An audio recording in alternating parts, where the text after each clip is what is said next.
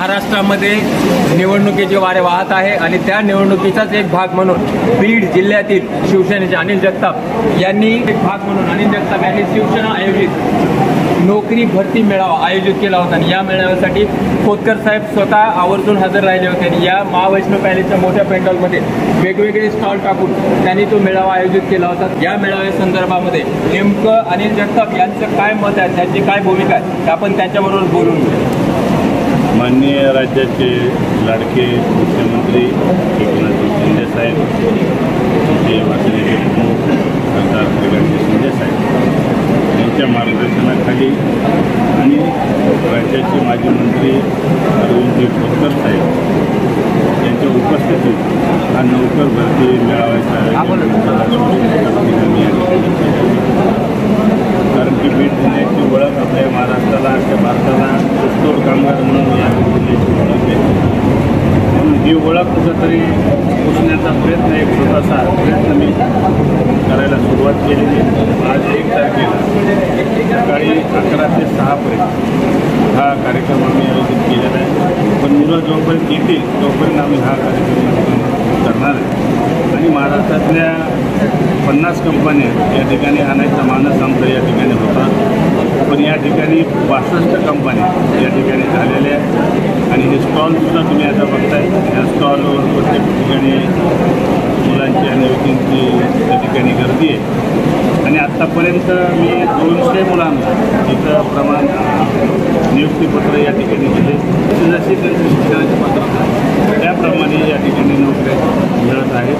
ती ऊसतोड कामगारांच्या मुलांचे प्रश्न असतील, सर्वसामान्य मुलांचे प्रश्न असतील, एक कुटुंबाला एक आईवडिलाला आधार म्हणून त्या मुलाचा जर 20,000 एका घरात गेले, 15,000 गेले, 27,000 गेले तर नक्कीच एक आधार त्या कुटुंबाला मोठ्या प्रमाणात होत आहे आणि तेच ध्येय आमच्या मुख्यमंत्री साहेबाचं आहे। जे योजना आता राबतात, लाडकी बहीण असेल, शेतकऱ्यांची असेल, मुलांची असेल, मुलींची शिक्षण मोफत असेल, तर ह्या योजना जे आमच्या मुख्यमंत्री साहेबांच्या मनात आहे त्यातला एक प्रयोग म्हणून आम्ही बीड जिल्ह्याचे या ठिकाणी आयोजित केले आणि खोतकर साहेबांच्या हाताने या ठिकाणी आम्ही उद्घाटन या ठिकाणी केलं आणि आमच्या बीड जिल्हा शिवसेनेच्या वतीने आम्ही मागणी केली की राज्याचे मुख्यमंत्री एकनाथ शिंदे साहेबाला तुम्ही आज या ठिकाणी प्रमुख म्हणून आहात, तर आमच्या बीड जिल्ह्याचा जो विषय आहे की सगळ्यात मोठा भरती मेळावा, नोकर भरती मेळावा बीडमध्ये शासनाच्या वतीनं या ठिकाणी किमान 50,000 ते 60,000 मुलांना हाताला काम मिळावं असा मेळावा शासनाच्या वतीनं घ्यावा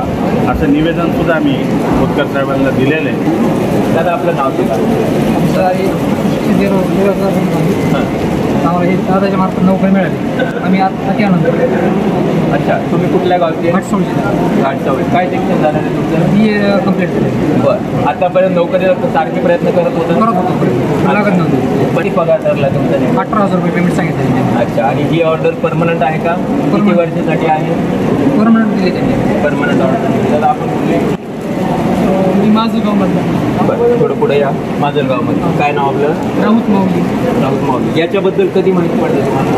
मला आता रिसेंटली 2 दिवसात मिळाली। बरं, पुढं तर मी डायरेक्ट आम्ही याची काही प्रक्रिया होती का, नोंदणी वगैरे? नोंदणी प्रक्रिया ऑनलाईन फॉर्म। अच्छा, मग इथल्या स्टॉलला मग तुम्ही केलं, नेमकी प्रक्रिया कशी केली? काही नाही, स्टॉलवर जाऊन इंटरव्ह्यू मला पण अपॉइंटमेंट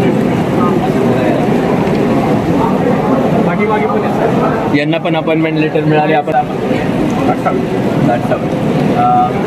इथं कधी आज किती वाजता आला? सकाळी 11. अच्छा, त्याच्यानंतर काय काय प्रक्रिया झाली? त्यानंतर एक फॉर्म भरून घेतला, इकडे बायोडाटा वगैरे देऊन तुमचं नाव काय? दांडेव। कुठल्या गावचे? हां, कुठल्या कंपनीचं तुम्हाला पत्र मिळालं अपॉइंटमेंटचं? अच्छा, पगार अप्रेंटिसशिपसाठी केलं 16,000। अच्छा, आणि त्याच्यानंतर पुढं या सगळ्या मेळाव्याबद्दल समाधानी आहात? याच्याबद्दल तुम्हाला काय म्हणायचं? जसं बीडमध्ये झालं तसं महाराष्ट्रात सगळीकडे व्हायला पाहिजे का? आई वडिलांना तुमच्या हे माहीत पडलं आहे का तुम्हाला पत्र वगैरे मिळालं? त्यांची काय भावना होती?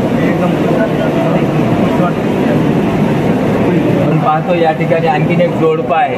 जोडपं म्हणजे दोन्ही नवरा बायकोला एकाच छताखाली नोकरी मिळाली आहे, त्यांना लेटर मिळालेले आहे। त्यांच्या दोघांबरोबर आपण बोलू, काय समाधान? गेल्यावर आनंद वाटतो. काय शिक्षण झालेलं आहे तुमचं? अच्छा, नोकरीसाठी किती बऱ्याच दिवसापासून प्रयत्न करत होतात का? मग याच्याबद्दल कधी माहिती मिळाली?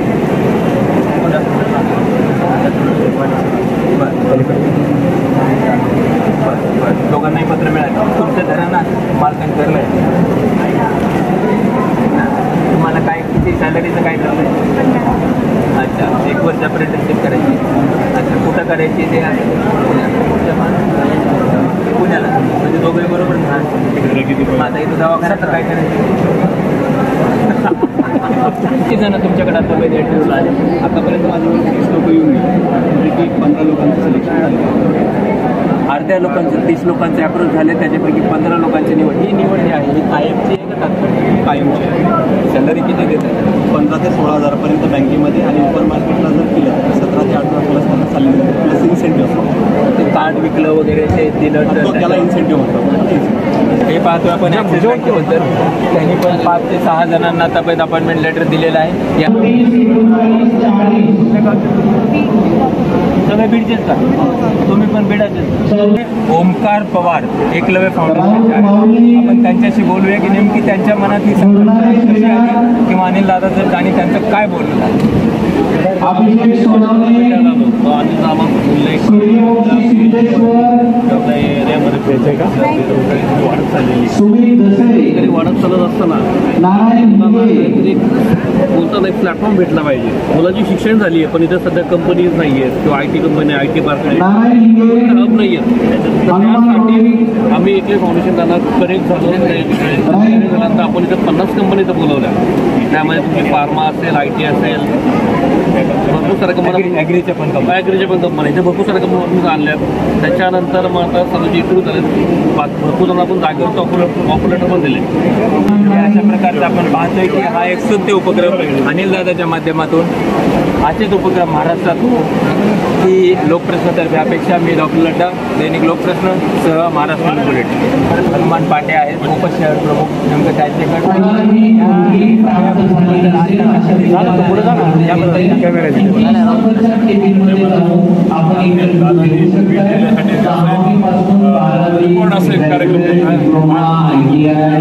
अत्यंत